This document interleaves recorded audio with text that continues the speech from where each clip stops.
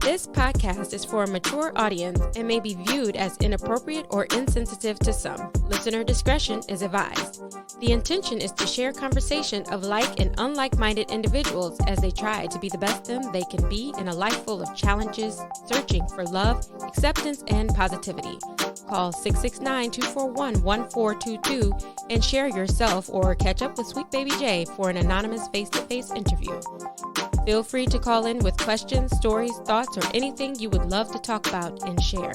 Nothing is off the table when talking sweet with Sweet Baby J at 669-241-1422. Hey there. And back. Very important for you to come back. Yeah, it'd be a good way to start. Good. We need no interruptions at this time on. Okay. Holla. I can't help it if the nurse walks in, but I'll hold up my hand. Well, it is what it is, and it's real. With that being said, we're about to get into this goodness right here. But you got to call me Momma BooBoo. Ladies and gents and ladies, once again, you are here talking sweet with Sweet Baby J. As always, a no-face, no-case scenario in which we share the opportunity to share your identity or not. Now, young lady, would you like to share your identity? That's fine with me. Do you want me to say it, or do you want to? Well, since you're going to share it, ladies and gents, here on Talkin Sweet, we talk about the journeys, the truth of many people's lives. Every now and then I share a little tidbit into the window of my life. And today I am honored to have my mother-in-law, Momma BooBoo. What's good? Everything's good. You're good. You know I'm good. I'm actually. So thank you for having me. Oh, well, hey, thank you for being on, especially with all that's going on in your world these days. Care to share with the audience what's going on with you? Well, yes. 3.5 years ago, I was diagnosed with acute myeloid leukemia, which is very aggressive and is pretty fatal, very dangerous, a rugged treatment. I was treated. I came through. I went into remission.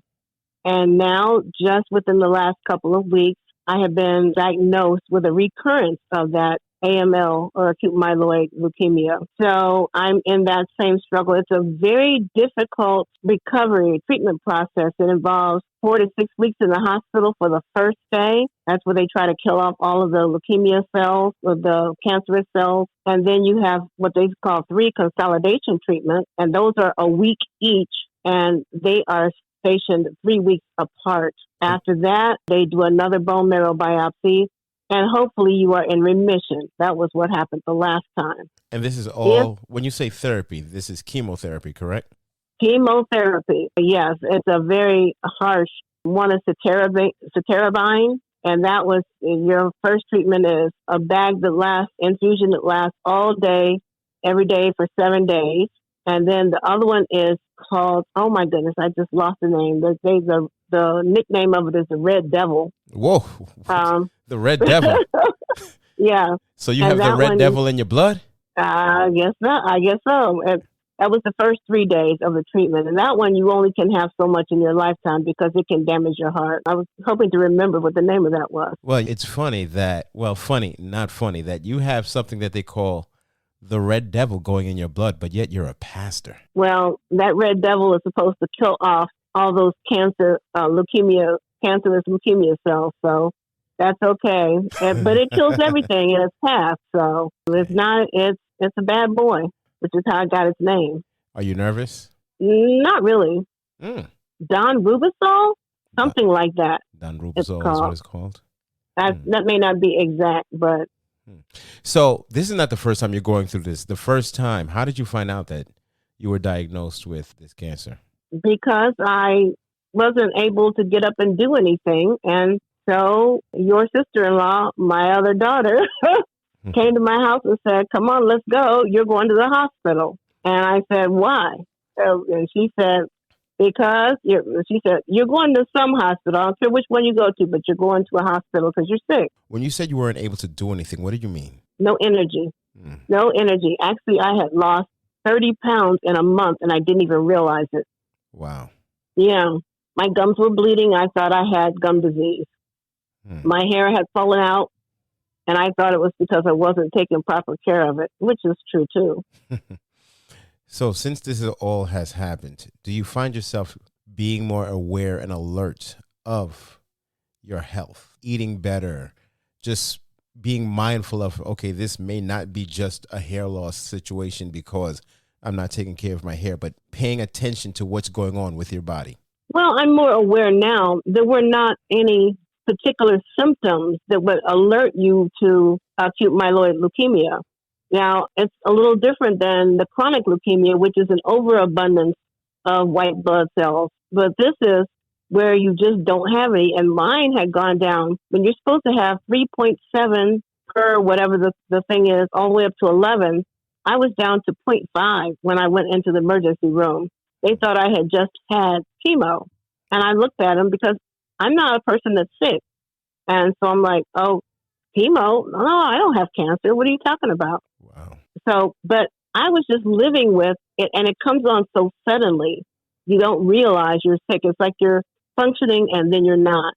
And at the point when they find it, you probably only have days or weeks to live, typically about 3 weeks, and you're gone. So without treatment. One would say that your daughter really saved your life just by taking you to the hospital. Oh, yeah. But she knew that because she's a nurse. Oh, well, it's always good to have a medical professional in the family. Mm-hmm. There you go. Wow. Yep. What has this journey been like going through this cancer, being a pastor? Has this tested your faith? Because sometimes in the past, I've heard people say, why me? Why am I going through this? But how has this impacted your journey, your spiritual journey? Well, part of how it's impacted, part of my response has been because of the kind of person I am. I am a stubborn person. It runs in our family. I'm going to have to say I have a very quaint experience with this, but okay. Yes, you do. And so I did not consider myself sick. Even when the doctor's standing there telling me I had a 26% chance of living for the next 5 years, and that without treatment, I would be dead in 3 weeks. Wow. He told me about the 3 weeks. He told me about the second one, whatever that was. Then he told me about the treatment that the all out treatment that, where you get all that stuff. And so I'm looking at, okay, there's door number 1, door number 2. Well, I don't like 1 and 2, so we'll do 3. Okay, let's go. And that's kind of the way I approached it. I never approached it as if I was a sick person because I hadn't been sick. And it was really when I was, after the first infusion treatment that they call it, and I had lost everything in my body because they take everything in your body down to 0. They kill everything off with the cancer drugs. That's what the chemo does.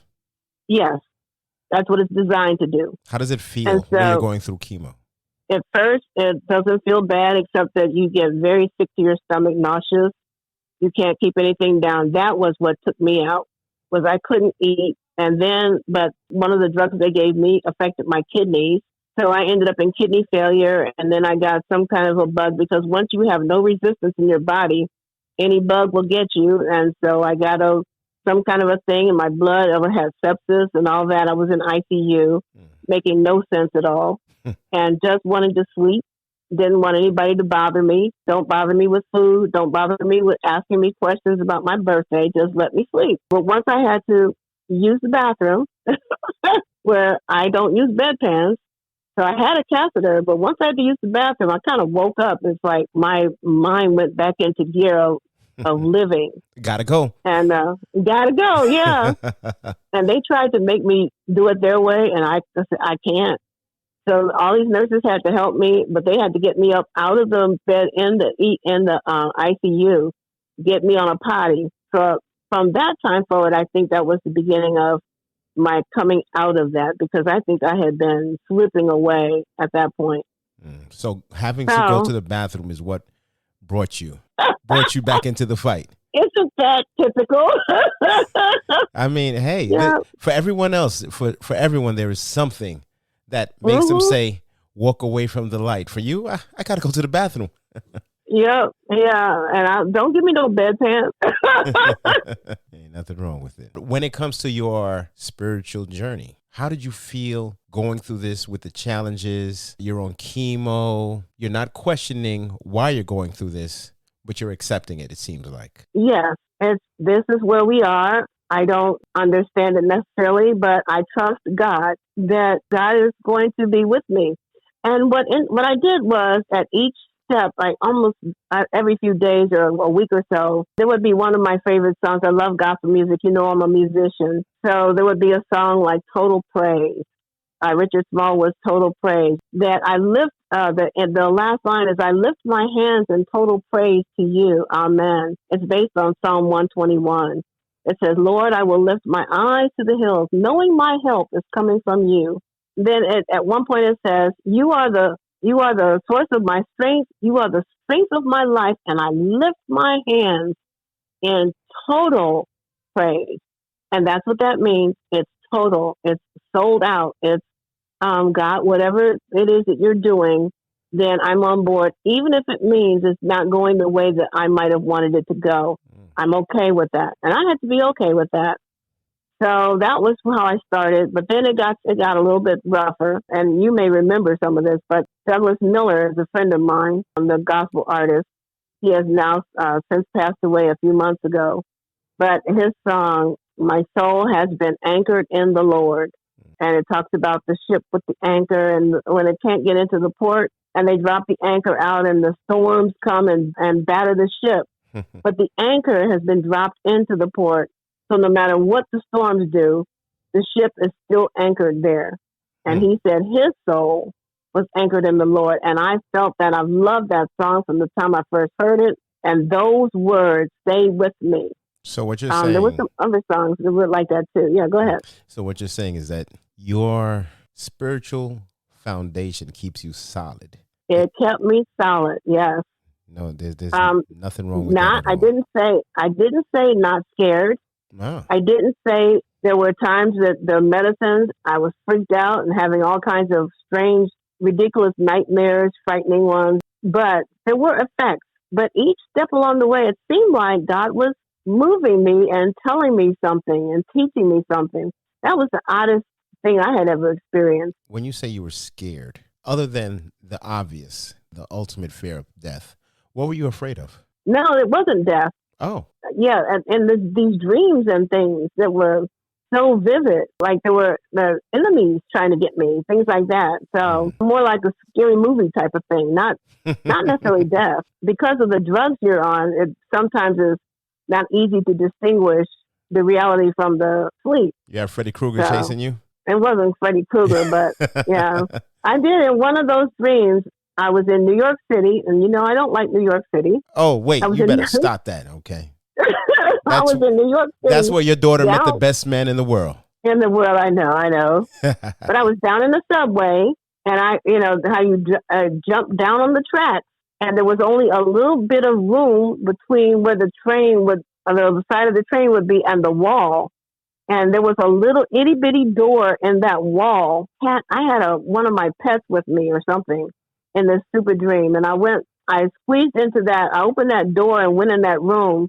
There were all kind of bugs in the room and biting things and all of that. And they were getting all over me. And I was so upset that I had exposed my pet to that. There was the bones of something else was in there, and they had been eaten by all these biting insects and whatever down there. That was the kind of dream. And you wake up and like, what was that about? And what am I supposed to learn from that? Yeah. They weren't rats, thank goodness. Wow, thank goodness for real. Your worst fears were haunting you.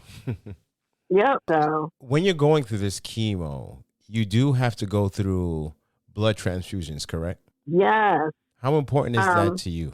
And the whole thought that I wouldn't be alive without those. Yeah, well, the whole thought that you're actually getting the blood of someone that took that step to donate blood. So you actually have someone else's blood in your body. How does that feel? Yes.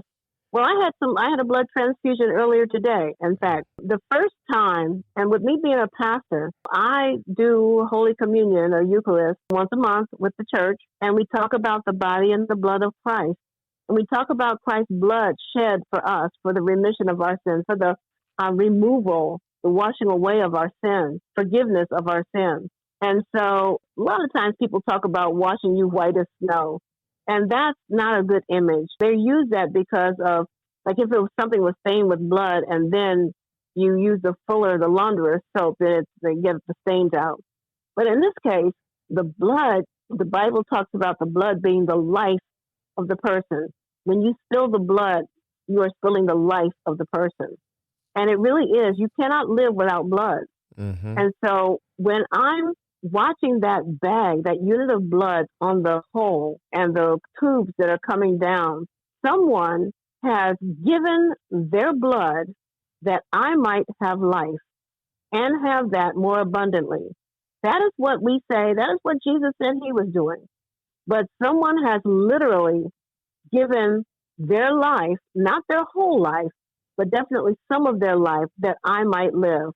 And as I see that come into my arms, and you can feel once you get the blood into you, it restores your oxygen and your energy level. You can be wiped out, but after the transfusion, you can get up and live. And without that, you can't. And so the idea that someone, and this person usually doesn't know that they have given someone life. They have helped someone to live. But this morning, as I laid here, and my blood count numbers were so low that I had to have a transfusion. Had I not had the blood, I would not keep living. And so I lay here and I accept the blood, someone else's blood, and it makes me able to get up. And then you multiply that and that you put that in the guise of what did Christ do? Christ gave himself physically, not just spiritually, but physically, not just a bag of blood in a doctor's office, but so that we would be revived, that we would be renewed, just like the blood renews my energy and my life. And it's just really weird to think about that and see that blood coming into my veins. And it has to be the right blood because it has to be matched up. Yeah, the wrong blood to kill me. Yeah, you have to be cross-matched properly. Yeah, and they take all the time in the world to read off the numbers again and again to make sure they have the right one, the right bag of blood and all that. But that blood saves my life. It helps me. It allows me to continue living. Mm-hmm. And someone gave me that. They don't know me. It could have been you, but you don't know that. No, but what I know is that somebody did, and I'm grateful. So you would definitely, I could only imagine, really say that you are incredibly appreciative of people that donate. Very blood. Appreciative. I'm appreciative of the blood, the physical blood, and the people give. And I just encourage people who give blood, continue doing that, but also hear the testimony of someone who has been the recipient of that blood and what it has meant in my life. It might not have been, I don't know how long it takes for somebody to give blood. It doesn't take very long. I mean, you go on and skip on in your life and you go, you know you've done something good, but hear what it actually has done. And then also know that in a spiritual way, as well as partially a natural way, what Christ has done for us. It's major. But also hear that this life that we have is a gift. It is just a total gift. And that's what I learned through that leukemia experience. I was 63 when that happened? That was in 2018. I'm 60. You're a spring chicken. Come on now. I was 64. I must have been 60. Anyway, so I wasn't, in February when I was diagnosed, I was not going to make my next birthday. Wow. And when I did, and that was came right out of the blue. And when I was alive on that next birthday, I cried, but not like I cried the following year on my birthday in 2019. And then here we had another one in 2020 and now this one in 2021. And that was right before your birthday. Yeah.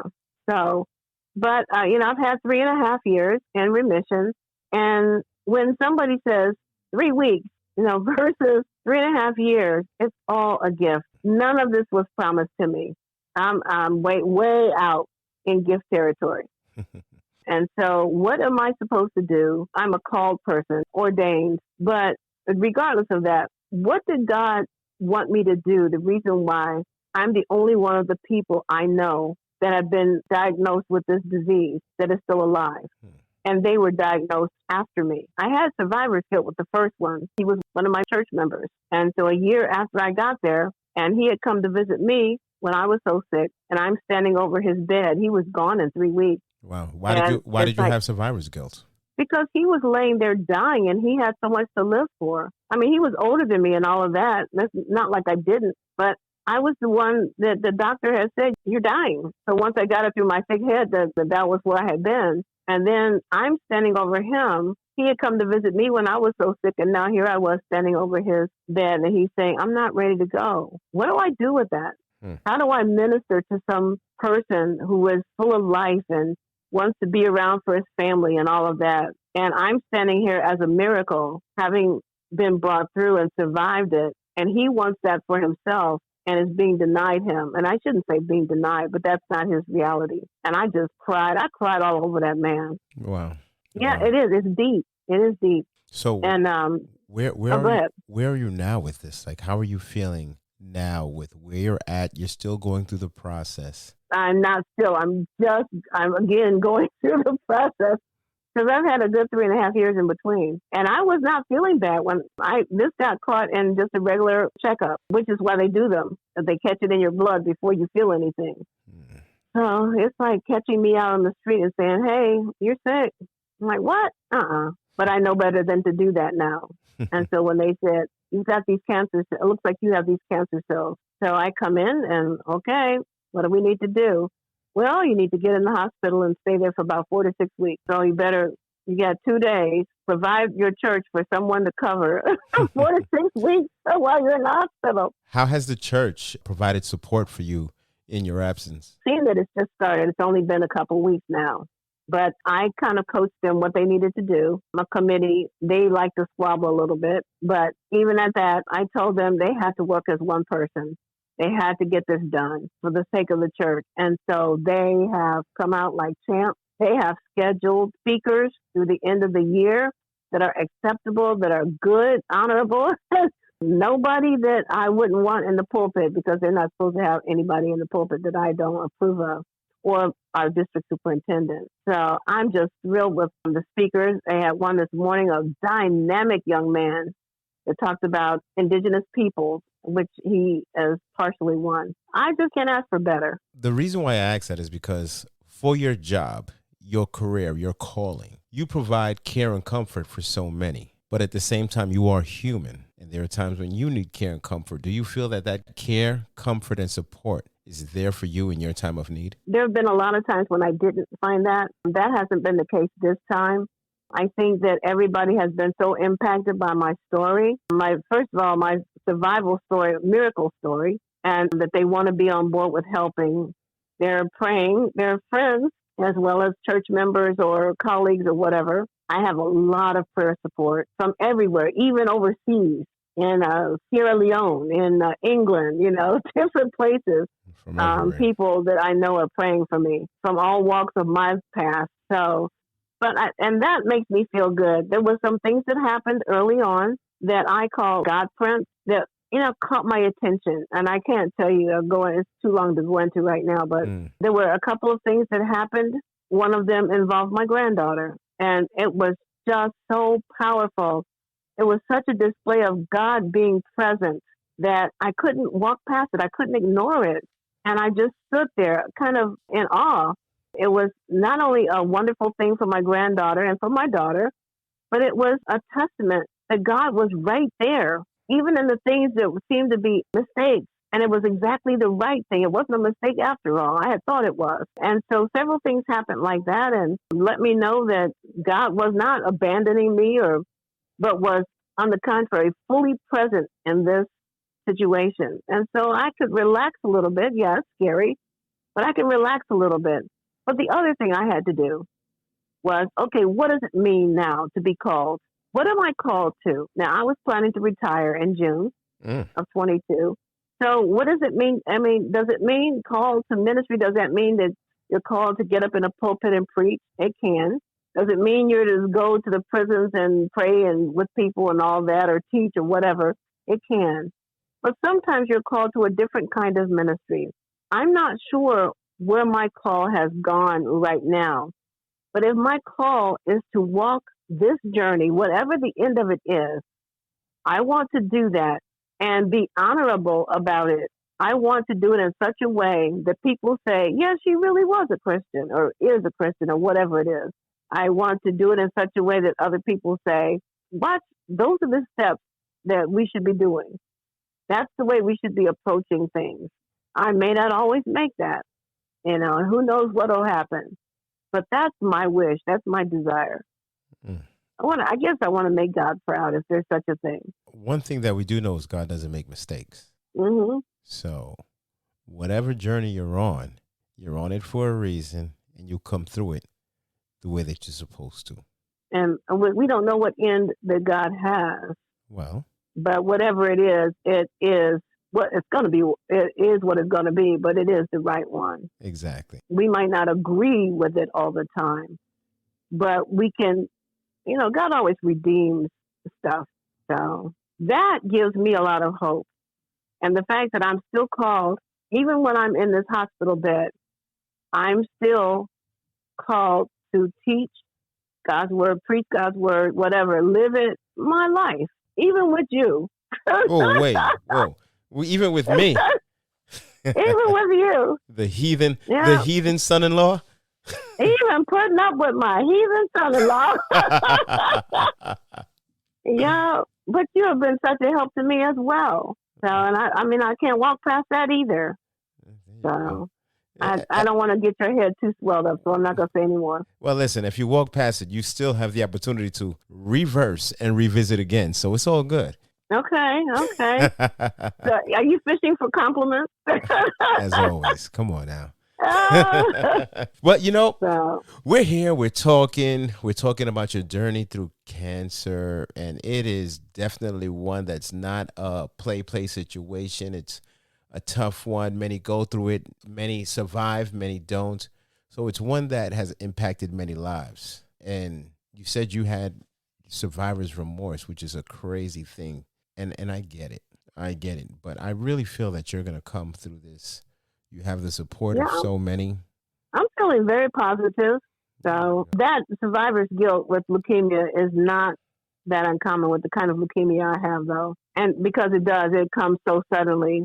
You're walking along and feeling good, and then you aren't. And then you're gone.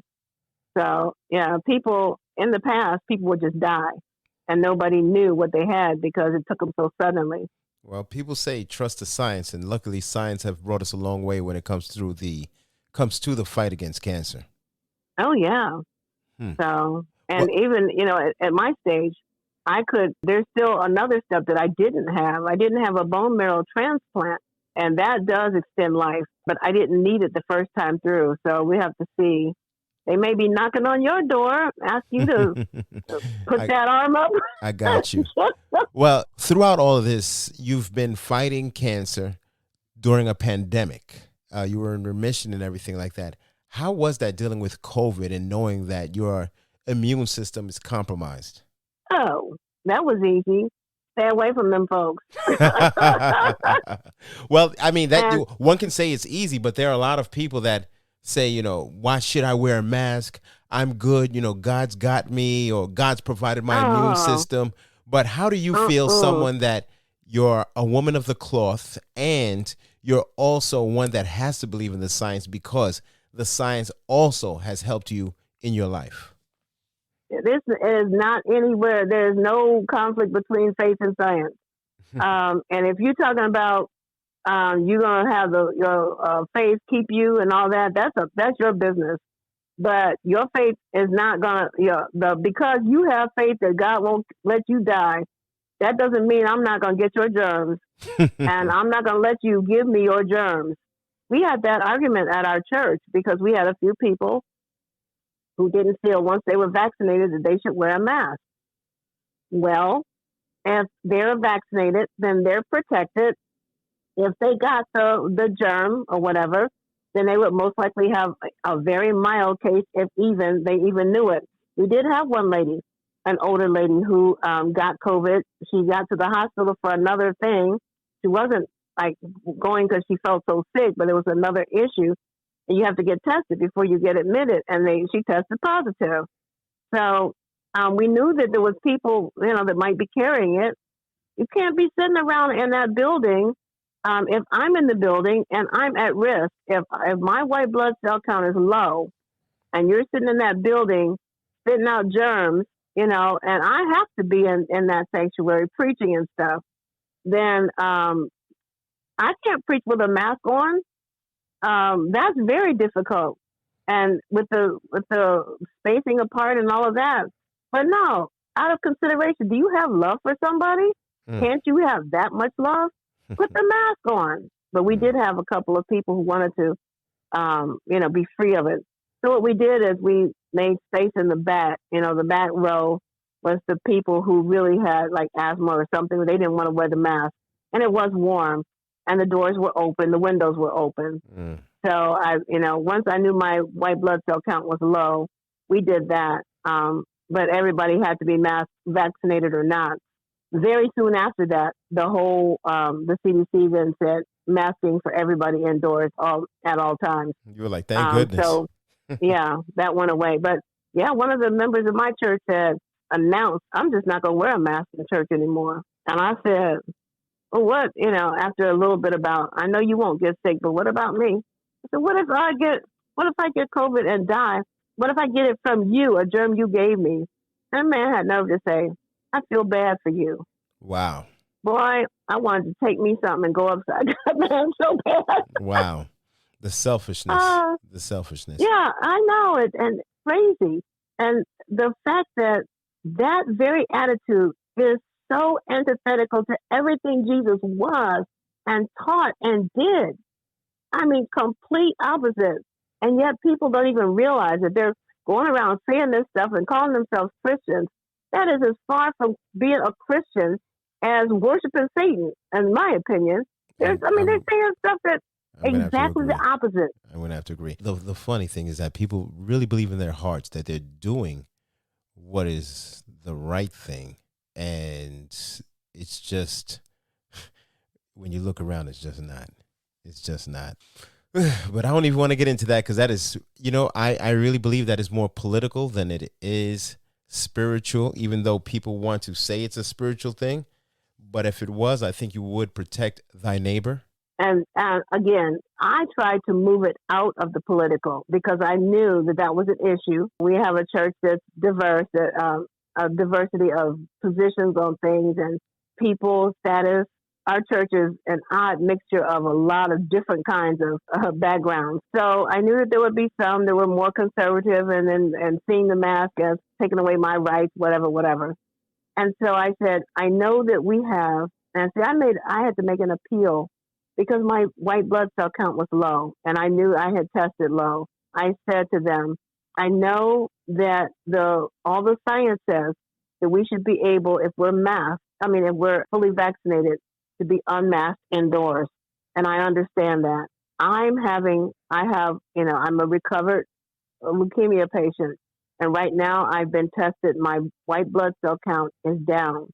I cannot withstand, even though I've been vaccinated, my doctor told me I might not be able to withstand these virus germs and stuff or whatever they are.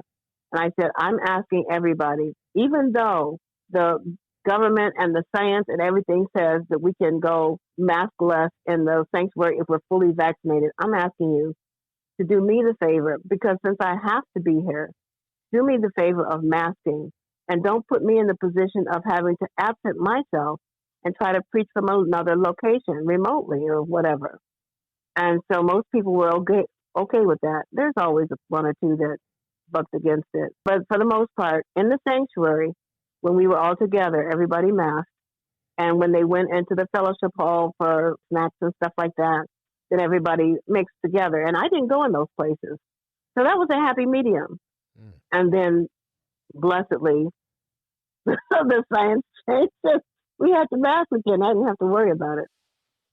There you go. The science didn't fail you. Well, we've talked about... Well, let me tell you this one thing. We had a pastor, one of my close friend clergy, had a member who his son, I think it was, they had called, the member was really sick, and the son had called the pastor over to come pray with them. And the pastor had gone over to pray with him. And, you get, when they're real sick like that, real old and real sick, you get down and you talk to them close so they can hear. And with me, I rub the hair a little bit or whatever, make sure they can feel me in close contact with them and hold their hand. And then I pray. So my clergy, the pastor, had done that. And then he was done praying. And then he tells the pastor that this father or father-in-law, whoever it was dying of COVID. What do you do with that?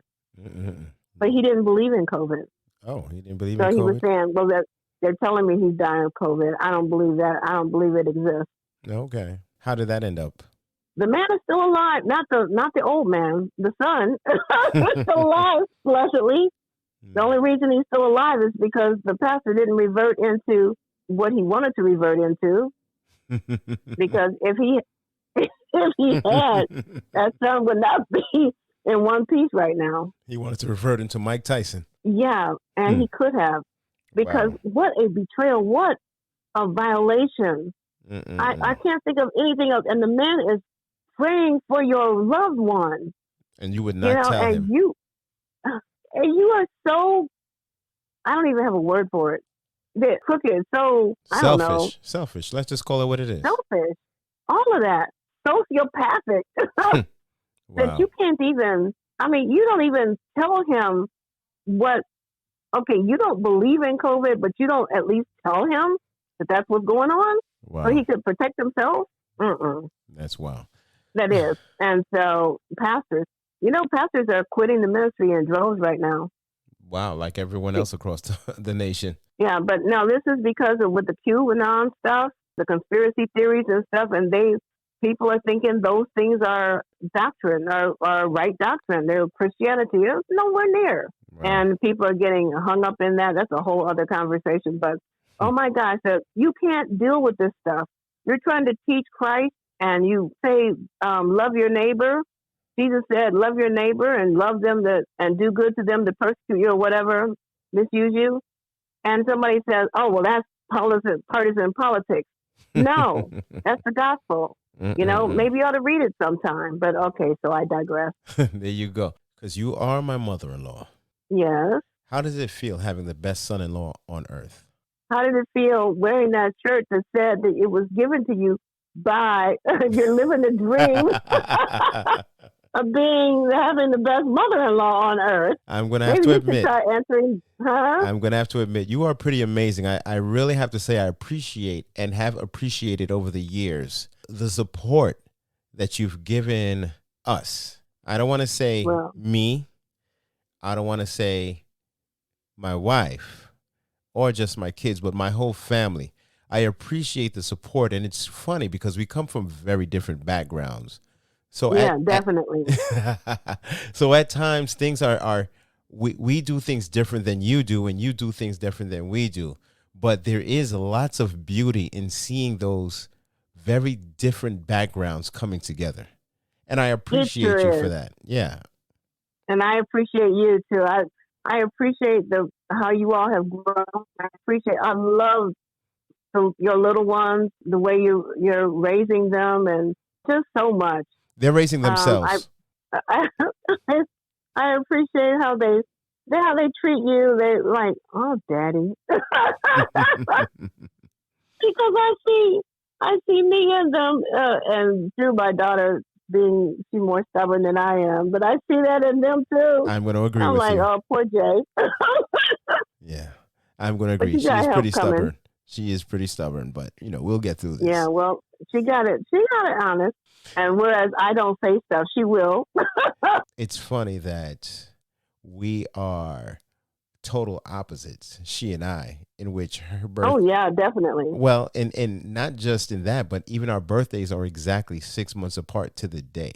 And it shows in our different personalities. And it takes a lot of work in bringing those different personalities together, different cultures together. And, no kidding. Yeah, I remember. Yeah, it's an amazing thing. And I think that's also one of the difficulties that a lot of people have in this day and age in their marriages. Now, you were the person that one of our pastors that married us because we had 2 weddings, but you were one. No, I didn't. I did not marry the two of you. I reaffirmed your vows. I Hey, helped you reaffirm your vows. we needed it. We needed reaffirmation. We needed There was a time in there we needed to do it like every 6 months. man. Listen, hey, marriage is tough. Everyone is in a rush to get married, but what it takes to stay married is never ending. That's true, and it's designed that way. And it is designed But that way. It's kind of the same walk that I'm talking about with this leukemia. You just have to walk it, and you have to put in the work and the thought and the prayer and the work. Nothing that's worthwhile is going to be easy or cheap. Well, they say cheap is not good, and good is not cheap. Hard work always comes with reward, so you got to put in that work and be committed to the process in order to receive the rewards and the victory. Yep. You put in that work. But you all have put in. I said I'm proud of what I see, but then I forgot I can't say that kind of stuff to a sweet talking Jay. Hey, he might take that and do something terrible with it. Listen, everyone knows that a good compliment is always appreciated on this side of the ball game. All right. And you are very dear to me, so thank you. And you are to me as well. And I have to say thank you for Talking Sweet with Sweet Baby J. This is a very personal episode, you being my mother-in-law, a blessing in my life, a blessing in my family's life, the appreciation. And what is it you call me? Momma BooBoo. I know you love hearing it. I know you love hearing it. So this is Sweet Baby J with Momma BooBoo. You are here talking sweet, and it's always a blessed day to be the way that you want to be. So thank you again. I really have appreciated being able to share. Well, and that's it, young ladies and gents. Have a great one. Okay. That's about it.